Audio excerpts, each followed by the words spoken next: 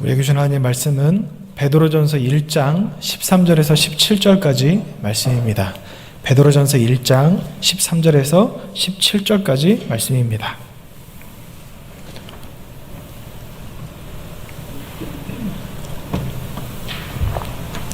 저 여러분이 교독하겠습니다. 그러므로 너희 마음의 허리를 동이고 근신하여 예수 그리스도께서 나타나실 때에 너희에게 가져다 주실 은혜를 온전히 바랄지어다. 너희가 순종하는 자식처럼 전에 알지 못할 때에 따르던 너희 사욕을 본받지 말고 오직 너희를 부르신 거룩한 이처럼 너희도 모든 행실에 거룩한 자가 되라. 기록되었으되 내가 거룩하니 너희도 거룩할지어다 하셨느니라. 함께 봅니다. 외모로 보시지 않고 각 사람의 행위대로 심판하시는 이를 너희가 아버지라 부른즉 너희가 나그네로 있을 때를 두려움으로 지내라. 아멘. 오늘은 이 베드로전서 1장 13절에서 17절까지의 말씀을 상고하기 원하는데 이 말씀은 하나님께서 우리에게 거룩에 대해서 하신 말씀입니다. 이 시간 이 말씀을 함께 나누게 될 텐데 오늘은 좀 성경을 좀 많이 볼 거예요. 그러니까 핸드폰으로 지금 예배를 드리시고 계신 분들이나 아니면 TV나 뭐 컴퓨터를 통해서 예배 드리시는 분들은 성경을 준비해 주시기 바랍니다. 한 절 한 절 성경을 보면서 우리 아버지의 마음을 알아가기 원합니다. 베드로는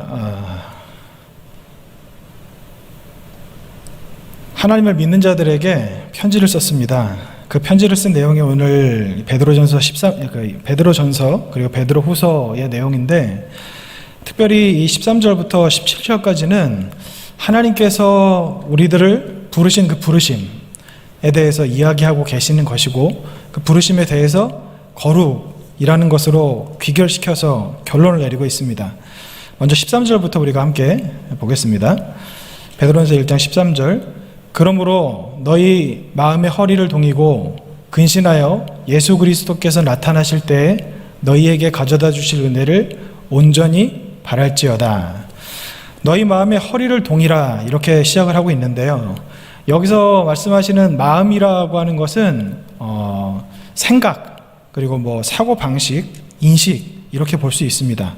베드로전서 1장 13절에 방금 읽었던 너희 마음의 허리를 동이라 그리고 출애굽기 12장 11절 말씀을 보겠습니다. 너희는 그것을 이렇게 먹을지니 허리에 띠를 띠고 발에 신을 신고 손에 지팡이를 잡고 급히 먹으라. 이것이 여호와의 유월절이니라.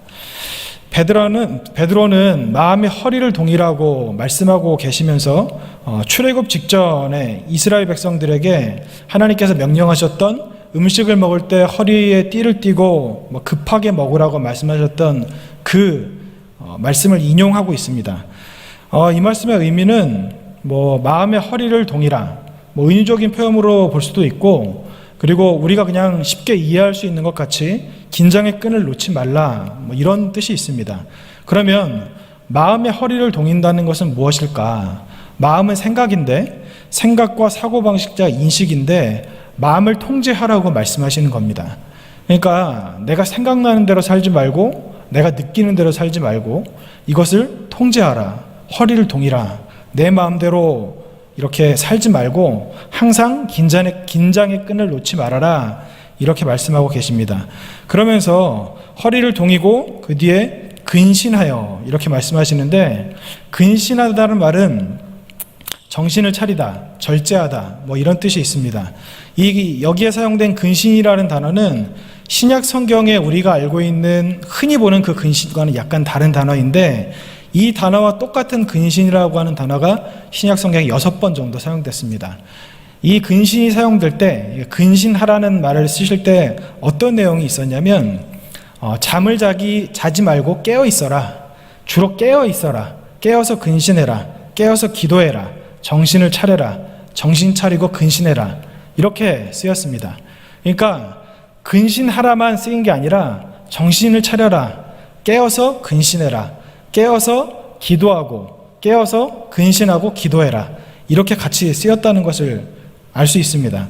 이것을 통해서 알 수 있는 것은 마음의 허리를 동이는 것 그리고 근신하는 것은 더 강조하는 것이라고 볼 수 있습니다. 마음의 긴장을 끈을 놓지 말아야 되는데 그냥 긴장의 끈만 놓지 않고 끝나는 것이 아니라 허리를 동이고 긴장의 끈을 놓지 않고 근신해라. 깨어서 정신 차리고 있어라. 이렇게 말씀을 하고 계시는 겁니다. 그 뒤에 13절에 이렇게 말씀하셨죠. 예수 그리스도께서 나타내실 때 너희에게 가져다 주실 은혜를 온전히 바랄지어다. 이렇게 말씀을 하고 계신데 너희에게 가져다 주실 은혜, 이게 무엇일까요? 이 말씀은 베드로전서 1장 5절을 통해서 알 수 있습니다. 베드로전서 1장 5절입니다. 너희는 말세에 나타내기로 예비하신 구원을 얻기 위하여 믿음으로 말미암아 하나님의 능력으로 보호하심을 받았느니라.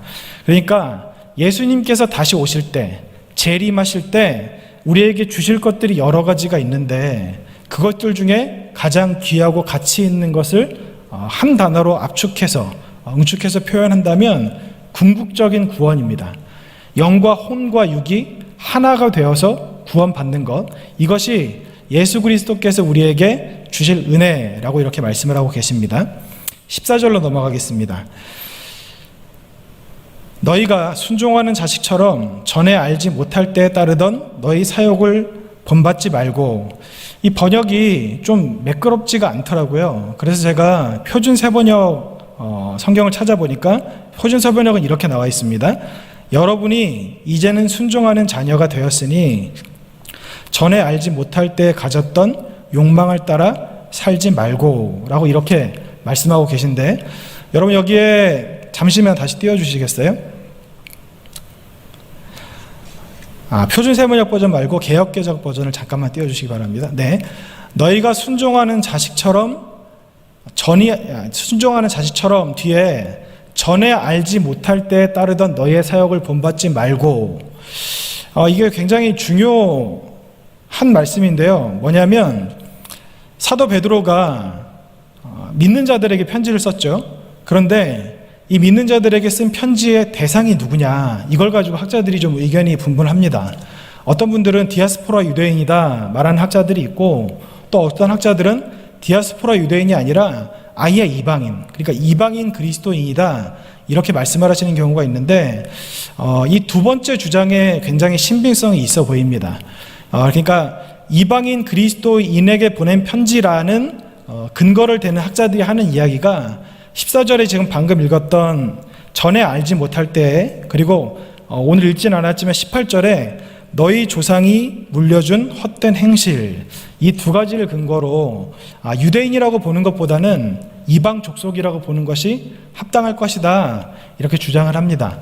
제가 이 말씀을 여기서 드리는 이유는 이따 이 뒤에서 누구에게 썼는지에 따라 이 편지에 나타내시고자 하시는 바가 좀 많이 달라지기 때문에 이렇게 말씀을 드리는 겁니다.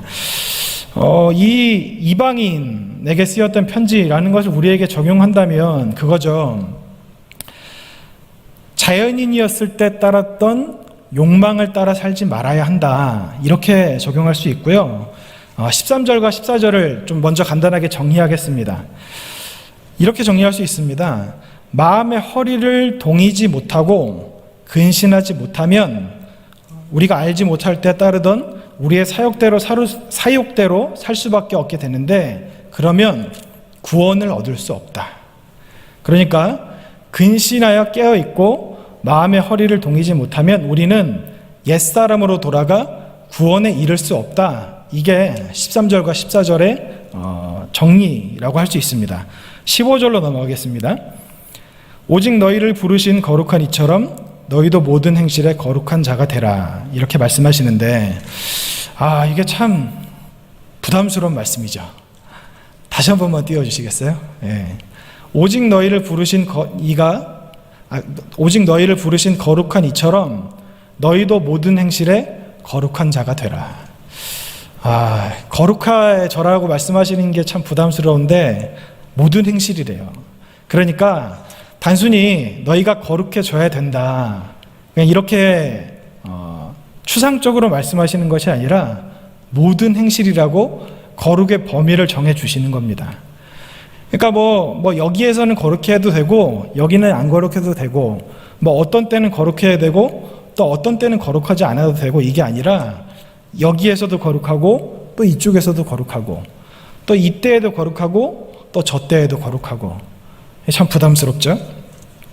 근데 이 말씀을 다르게 표현하면 이렇죠. 모든 행실에 거룩하다. 그러면 이거는 이렇게 볼 수 있습니다. 너희는 완전해야 된다. 더 부담스러우시죠? 지난번에 제가 잠깐 말씀을 드렸었는데 신학계에서는 이 논쟁이 아직까지도 있습니다. 뭐냐면 그리스도인의 완전히 가능한가? 이것 가지고 뭐 여러 가지 이야기들이 있는데 이 부분은 우리가 나중에 좀 이야기를 나눌 수 있었으면 좋겠습니다. 아무튼 16절로 넘어가겠습니다. 기록되었으되 내가 거룩하니 너희도 거룩할지어다 하셨느니라. 16절에 있는 이 말씀은 레위기에도 기록이 되어 있고요. 그리고 출애굽기에도 이런 내용이 기록되어 있습니다. 15절 말씀에다 모든 행실에 거룩해야 된다고 말씀하시면서 우리가 모든 행실에 거룩해야 되는 이유가 하나님께서 거룩하시기 때문에 너희도 거룩해야 된다. 그러니까 거룩의 이유가 하나님 때문이다. 이렇게 말씀을 하고 있는 겁니다. 17절로 넘어가겠습니다. 외모로 보시지 않고 각 사람의 행위대로 심판하시는 이를 너희가 아버지라 부른즉 너희가 나그네로 있을 때를 두려움으로 지내라. 이렇게 말씀을 하고 계신데요. 17절은 하나님이 어떤 분이신지에 대해서 두 가지로 말씀하고 있습니다. 여기 표시되어 있는 것 같이 첫 번째 하나님에 대해서 묘사하기를 하나님은 심판하신 하나님이라고 그렇게 말씀하고 있습니다. 잠언 20장 8절입니다. 심판 자리에 앉은 왕은 그의 눈으로 모든 악을 흩어지게 하느니라. 히브리서 4장 13절 말씀입니다. 지으신 것이 하나도 그 앞에 나타나지 않음이 없고 우리의 결산을 받으실 이의 눈앞에 만물이 벌거벗은 것 같이 드러나느니라. 성경은 하나님께서 심판의 주시라고 말씀하십니다. 재판관이라고 말씀하시죠. 그럼 여러분, 재판관에게 가장 필요한 덕목이 무엇일까요? 재판관이 갖추어야 될 여러 가지 덕목이 있겠지만 가장 중요한 덕목은 뭐냐면요, 바로 공의입니다. 뚜렷한 기준을 가지고 이쪽으로도 치우치지 않고 저쪽으로도 치우치지 않고 공의로운 판결을 내리는 것이 가장 중요한 재판관의 덕목이라고 할 수 있습니다. 그런 의미에서 볼 때 참 다행입니다. 왜냐하면 하나님께서는 공의의 하나님이시고 의의 태양이시기 때문에 그 하나님께서는 어떤 경우에도 감정에 치우치거나 실수가 섞인 판결을 하지 않으시기 때문에 감사하다는 생각이 듭니다. 근데 베드로는 지금 여기에서 말씀하셨던 이 고백을 사도행전에서 똑같이 했던 적이 있습니다. 사도행전 10장 34절 말씀입니다. 베드로가 입을 열어 말하되 내가 참으로 하나님은 외모를 보지 아니하시고 라고 이렇게 고백했던 적이 있는데요. 여기서 외모를 보지 않으신다는 그 어원, 그러니까 원래 뜻을 찾아보면요, 이겁니다. 공정하게, 공평하게. 그러니까 하나님은 우리의 얼굴을 보지 않으신다. 여기에서 끝나는 것이 아니라 하나님은 공평하고 공정하게 판결을 내리시는 분이시다. 이렇게 말씀하고 있는 겁니다. 17절에 말씀하시는 또 다른 하나님의 모습, 두 번째 하나님의 모습은요, 바로 아버지 하나님입니다. 우리는 심판의 주인인 그 하나님, 심판의 주님 하나님을 아버지라고 부르죠. 그럼 여러분이 그럴 일은 아마 없으시겠지만 혹시라도 여러분이 어떤 잘못을 하셔가지고 재판을 받아야 되는 상황이 됐다고 한번 생각을 해볼까요? 그 재판을 받아야 되는 상황에 재판장에 들어섰는데 재판관, 그러니까 요즘으로 말하면 판사가 아버지인 거예요. 우리 아버지가 판사인 겁니다. 이렇게 말씀드리면 좀 잘 안 와 닿으실 수도 있겠는데 이 당시에 재판관의 권한은 지금과는 많이 달랐죠. 지금은 판사가 있고 검사가 있고 변호인이 있고 그리고 변호인이 변호를 하고 여러 가지 증거를 제시해서 여러 가지 정황과 증거들을 결합해서 판결을 내리지 않습니까? 근데 그 당시에 재판관, 심판관은요, 이 심판관에게 절대적인 권한이 있었습니다. 심판관이 판단하고 결정을 내리면 어느 누구도 토를 달 수 없었고, 그리고 그것이 곧 법이었습니다. 우리가 만약 그런 상황에 재판의 자리에 들어섰는데 그 심판을 내리는 심판관이 우리 아버지라고 생각을 한번 해볼까요? 우리는 머리로 그렇게 생각을 할 겁니다. 아무리 내가 자녀고 내가 자식이고 우리 아버지시지만 법대로 판결하셔야지, 이게 원칙이지 라고 생각을 머리로 하실 수는 있을 겁니다. 근데 마음 한구석에 아주 조금이라도 그래도 우리 아버지인데 조금이라도 내가 덕을 볼 수는 있지 않을까? 이런 생각을 할 수 있지 않을까요? 하나님께서 우리에게 심판을 내리시는 심판의 주이신데 내가 아버지라고 부르니까 이 심판에서 다른 하나님을 아버지라고 부르지 않는 사람과 비교했을 때 좀 덕을 볼 수는 있지 않을까? 이런 생각을 할 수 있을 것입니다. 근데 베드로는 우리가 아버지라고 부르시는 그 하나님이 재판관이라고 먼저 말씀을 하셨습니다.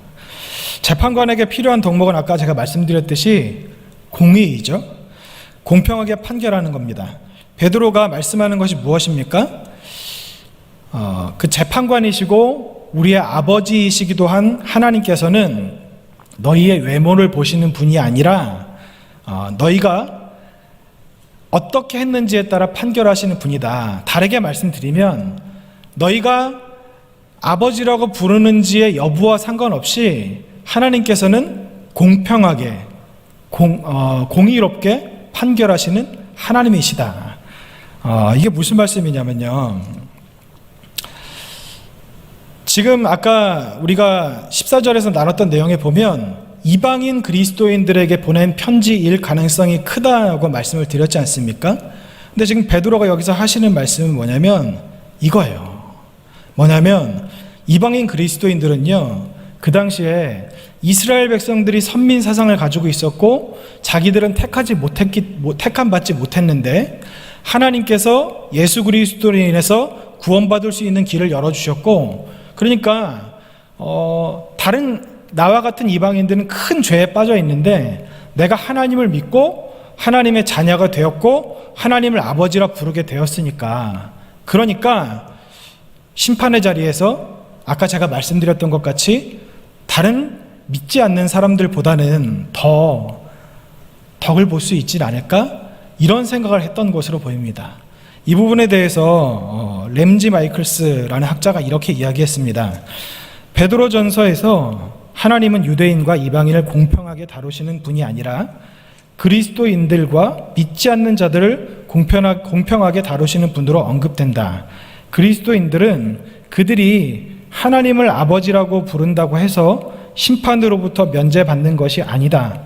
반대로 그들은 다른 누구보다 앞서서 하나님의 보편적인 심판을 받게 될 것이다.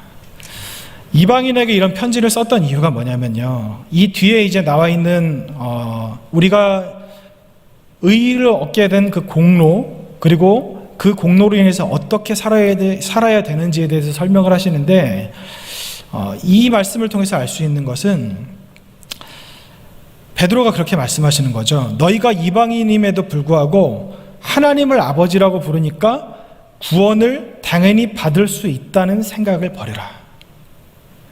그러니까 우리가 하나님을 아버지라고 부른다고 해서 구원받는다는 것이 아니라고 말씀하는 겁니다.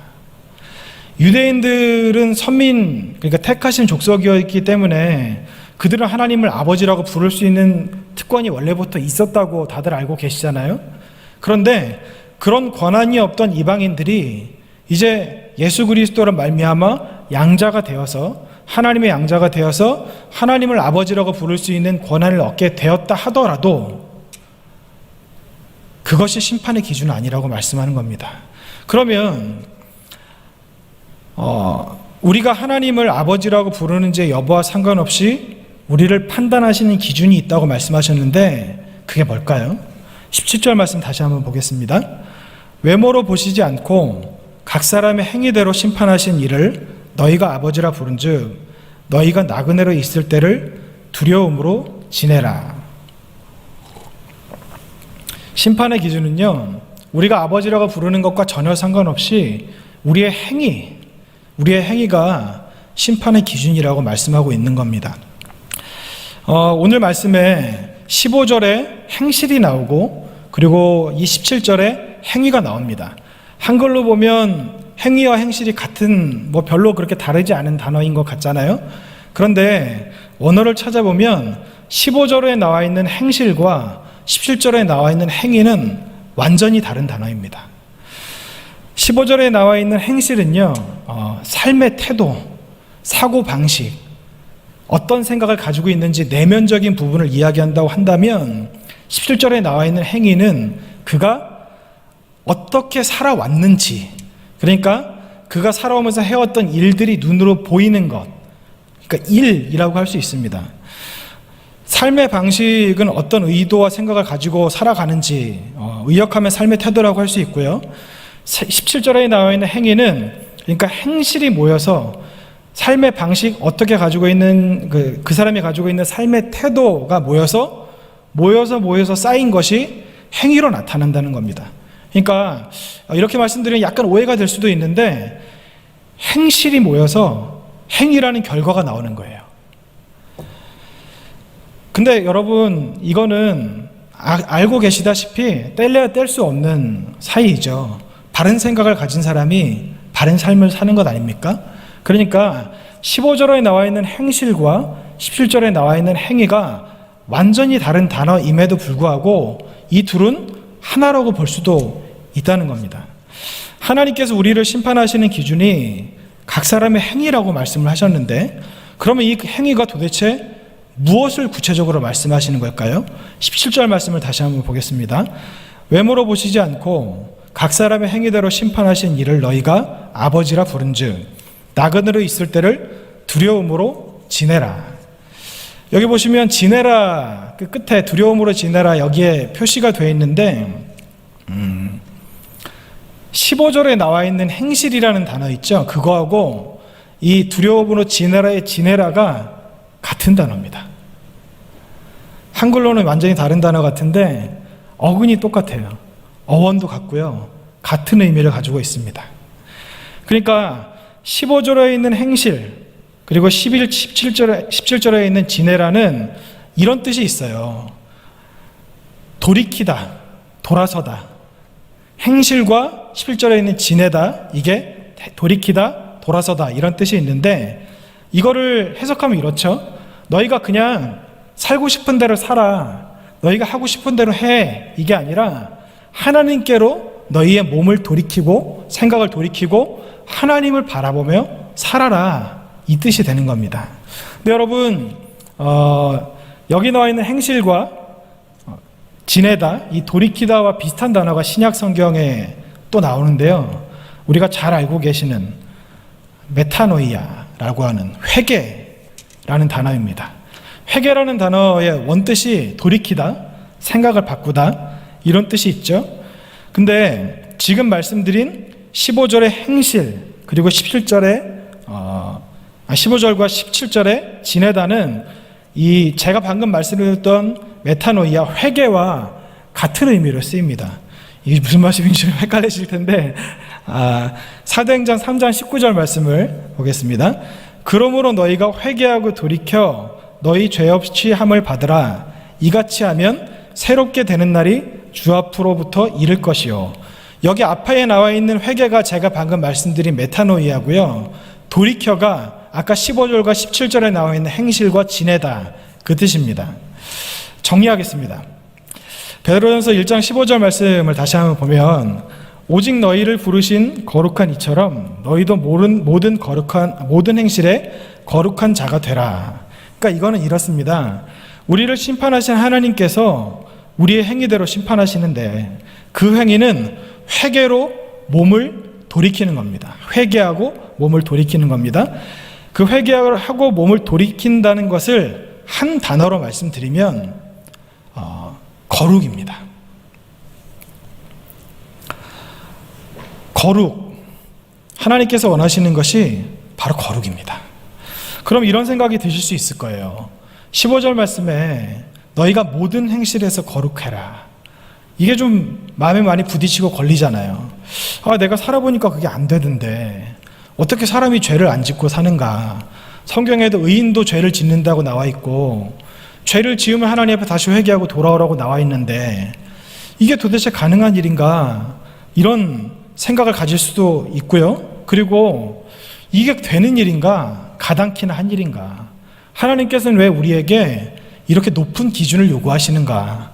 왜 이렇게 우리를 힘들게 하시는가? 저는 그런 생각도 예전에 했었어요. 하나님이 우리를 구원하시기 원하신다고 하셨는데 정말 우리를 구원할 마음을 가지고 계신 건가? 왜 구원의 기준을 이렇게 높게 잡으셨는가? 우리는 분명히 알고 있는 것이 있습니다. 그게 뭐냐면 믿음으로 구원받는다는 것을 알고 있어요. 그 여기서는 왜 구원의 기준에 우리의 행위, 거룩을 말씀하고 계시는 걸까? 제가 그동안 계속 말씀드렸었는데 믿음으로 구원받고요, 행위대로 심판받습니다.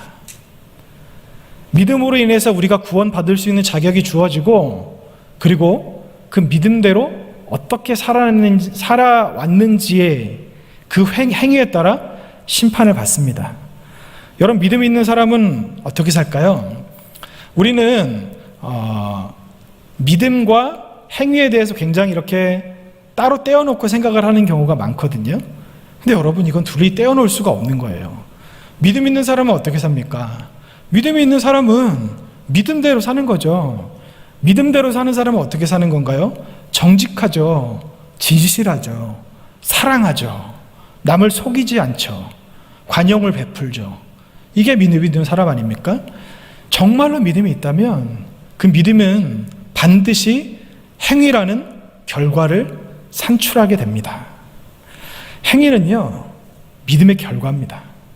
믿음 있는 사람 반드시 행위가 수반된다는 겁니다. 하나님께서 우리에게 요구하시는 것은 거룩한 행위, 거룩한 삶입니다. 15절에 모든 행실에 거룩한 자가 되라. 이 모든 행실에 자꾸 눈이 가셔서 마음이 불편하신 분들도 계시겠는데 이거는 다음에 제가 또 말씀을 나눌 수 있는 기회가 있을 때 그때 나눴으면 좋겠고요. 제가 여러분께 잠깐 질문하겠습니다. 예배에 참여하고 계신 분들 아마 핸드폰으로 보고 계실 텐데 속으로 한번 마음으로 손을 한번 들어주세요. 질문은 이겁니다. 스스로 생각할 때 내가 거룩하다고 생각하는 분이 계시다면 마음속으로 손을 들어주시기 바랍니다.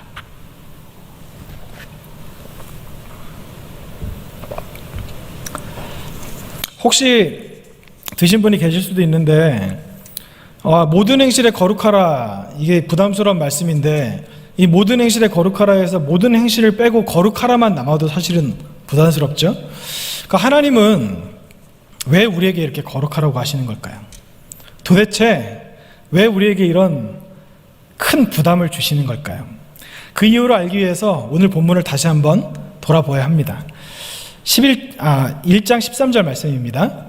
그러므로 너희 마음의 허리를 동이고 근신하여 예수 그리스도께서 나타나실 때 너희에게 가져다 주실 은혜를 온전히 바랄지어다.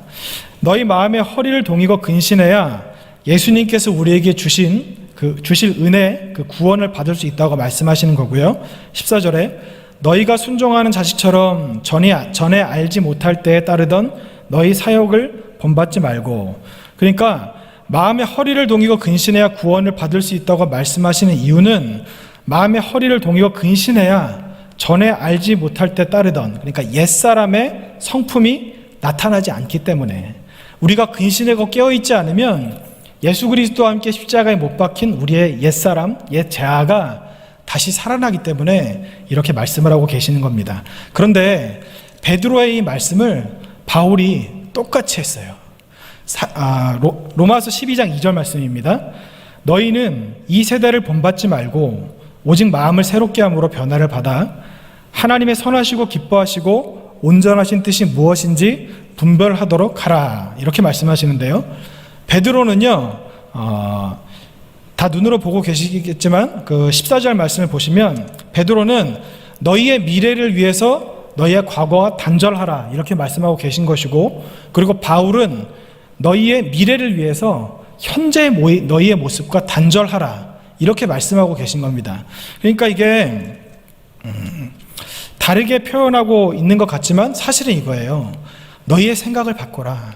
너의 삶의 방식을 바꿔라. 그게 너희 영혼 구원, 그러니까 너희가 살 길이다. 이렇게 말씀하고 계시는 겁니다.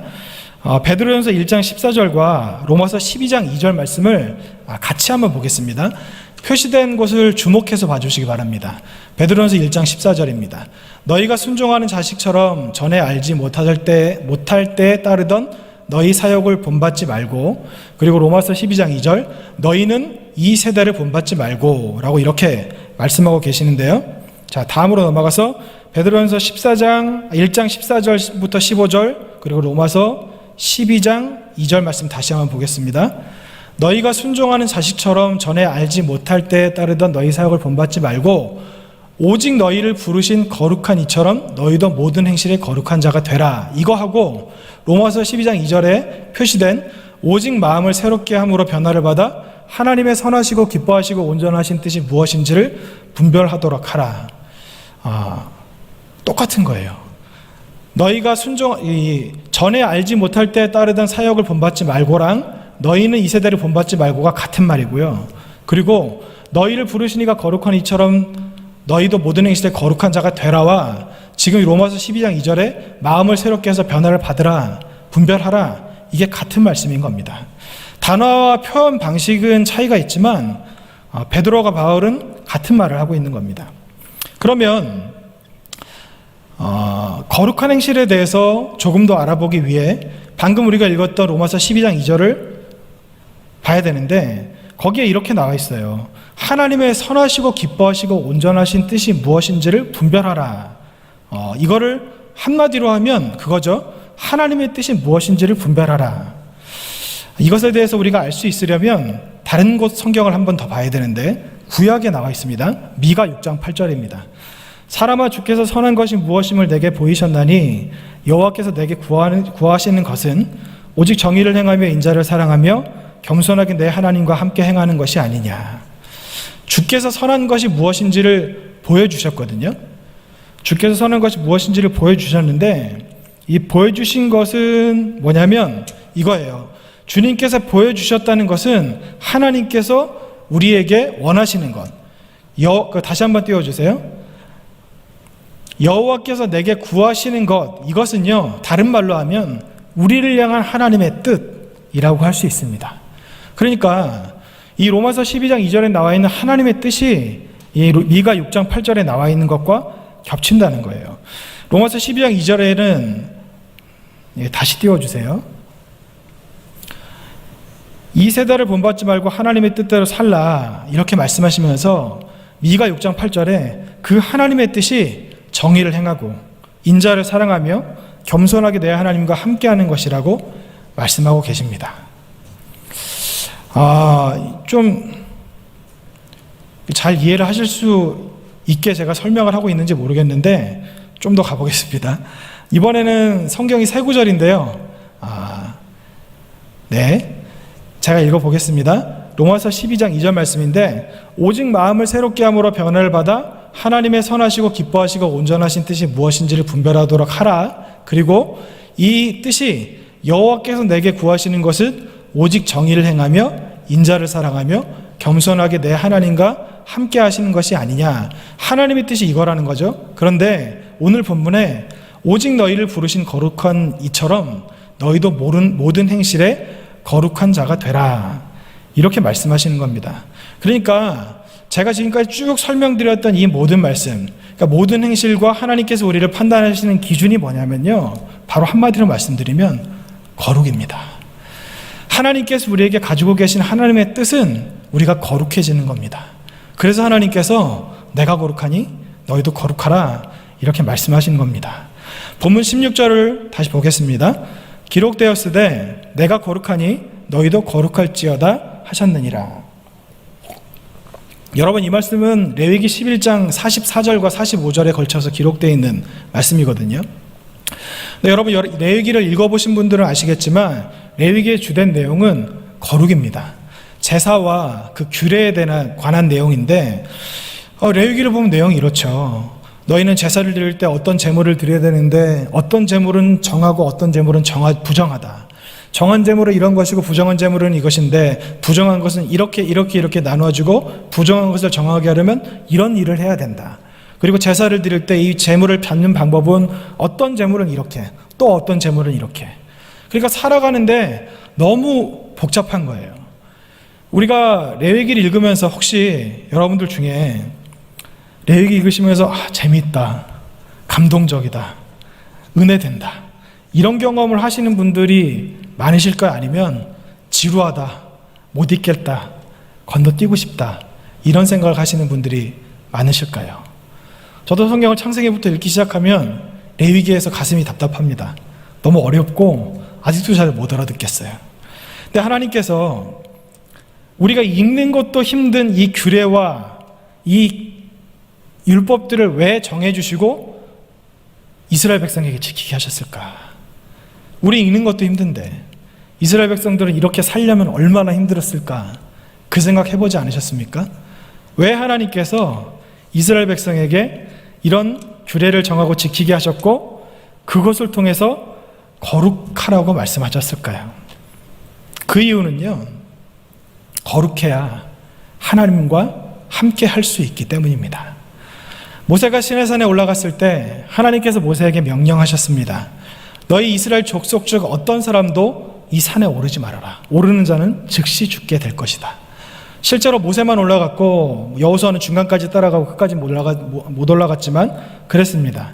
그리고 이스라엘 백성들에게 이 레위기를 통해서 계속해서 하시는 말씀은 뭐냐면 400년이 넘는 기간 동안 이방 문화와 이방 신을 섬기며 살던 그들이 하나님과 함께 하려면 거룩해야 되는데 이 거룩해질 수 있는 방법들을 여러 가지로 풀어서 설명하고 계신 것이 바로 레위기라는 겁니다.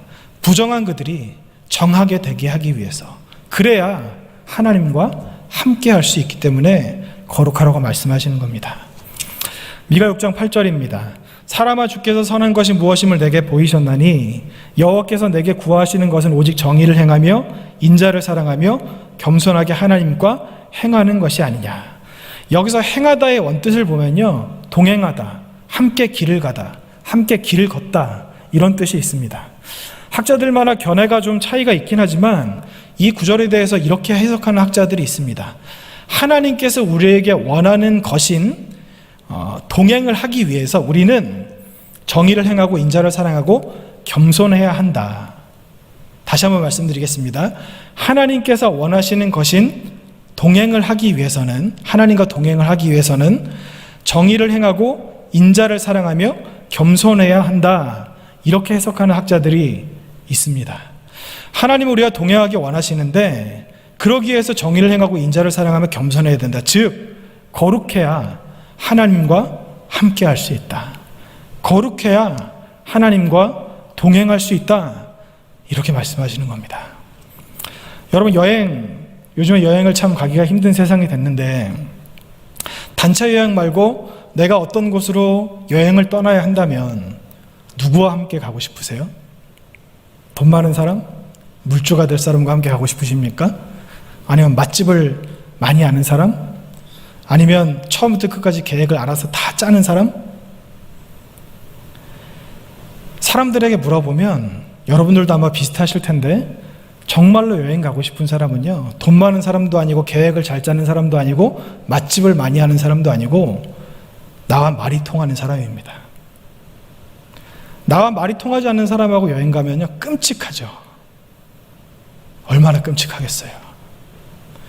근데 여러분, 우리가 그렇게 말이 통하는 사람과 여행 가고 싶은 것은요, 하나님께서 우리에게 주신 그 마음, 인격, 하나님을 닮은 우리의 인격 때문인데 하나님도 마찬가지예요. 우리가 하나님과 평생을 걸어야 되죠. 우리 입장에서는 평생이지만 하나님 입장에서는 잠시의 그 시간, 그리고 우리가 죽고 나서 주님 곁으로 다시 돌아가려면, 하나님과 함께 하려면 우리가 거룩해야 되는데 거룩하지 않으면 하나님과 함께 할 수도 없고 천국에 갈 수도 없으니까, 그래서 하나님께서 우리에게 거룩하라고 말씀하시는 겁니다.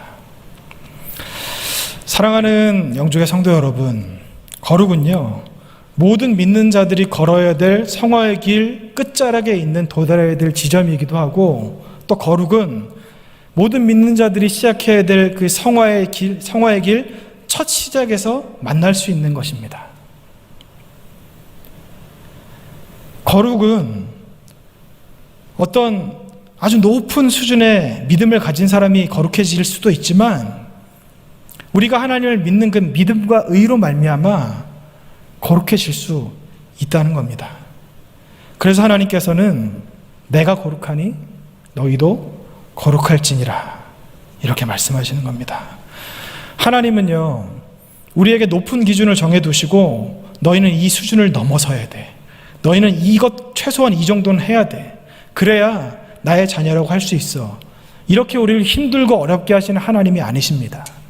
하나님께서 우리에게 내가 거룩하니 너희도 거룩하라고 말씀하시는 것은, 내가 거룩하니까 너희도 거룩해야 나와 말이 통하지 않겠느냐, 거룩한 나와 함께 하려면 죄성을 가지고 세상에 빠져있는 너희와 대화가 되겠느냐, 같이 할 수 있겠느냐, 이런 말씀을 하시는 거예요. 어떤 목사님이 예전에 그런 말씀을 하시더라고요.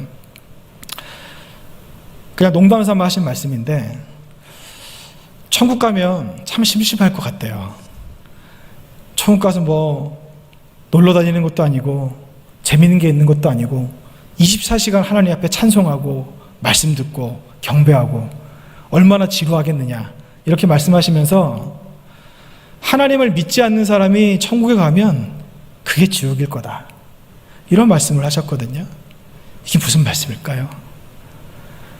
우리가 우리의 영혼육이 하나님을 따라 거룩해지지 않으면 천국에 우리에게 의미가 없는 겁니다. 그 거룩하신 하나님, 의의 태양이신 그 하나님, 그 하나님과 우리의 본성이 같아져야 비로소 영원토록 거하는 그 천국의 삶이 기쁨이 되는 것이고 즐거움이 되는 것이죠. 하나님께서 우리에게 정말로 원하시는 것은요, 다시 한번 말씀드립니다. 이것은 내가 거룩하니 너희도 거룩하라, 우린 명령형으로 생각하시지만 이 레위기에 나와 있는 말씀을 자세히 다시 보고 원어로 보면요, 명령이 아니라 권유예요. 내가 거룩한데 너희도 거룩할 수는 없겠니? 너희가 거룩해야 나와 함께 할 수 있을 텐데, 너희가 거룩해야 나와 동행할 수 있을 텐데 너희는 거룩할 수 없겠니? 이렇게 말씀하시는 겁니다. 여러분,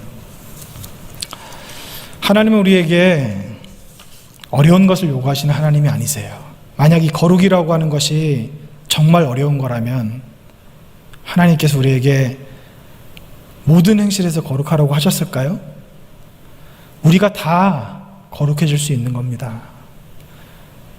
하나님께서 우리에게 부르시는 거예요. 나와 함께 하자, 나와 함께 가자, 나와 길을 걷자, 나와 동행하자. 이게 바로 내가 거룩하니 너희도 거룩하라, 이 하나님의 부르심에 응답하시는 저 여러분이 되시길 원합니다.